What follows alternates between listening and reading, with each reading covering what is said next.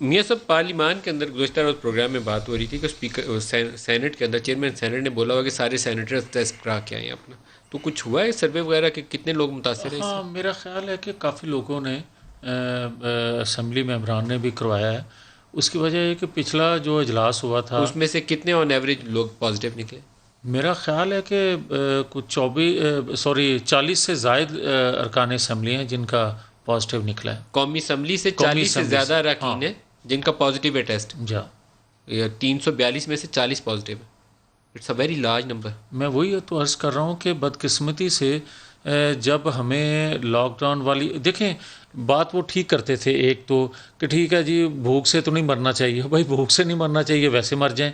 بات اس وقت کرنے والی یہ تھی کہ آپ اتفاق رائے پیدا کرتے، قوم کو اعتماد میں لیتے، ارکان اسمبلی اپوزیشن. اس وقت یہ تقسیم نہیں ہونی چاہیے تھی. اس وقت یہ ہونا چاہیے تھا، اور وہ آج تک نہیں وہ چیز ان میں پیدا ہو سکی پرائم منسٹر صاحب میں، کہ آپ کو تو کوئی بھی حکومت وقت ہو ہمیشہ اتفاق رائے وہ پیدا کرتی ہے. آپ یہ دیکھیں کہ لاک ڈاؤن سے چین سمیت جن ممالک نے جان چھڑائی ہے اس وبا سے، انہوں نے لاک ڈاؤن سے یہی ایک احتیاطی حکمت عملی تدابیر، یہ ایک تھی. اصول ہے اس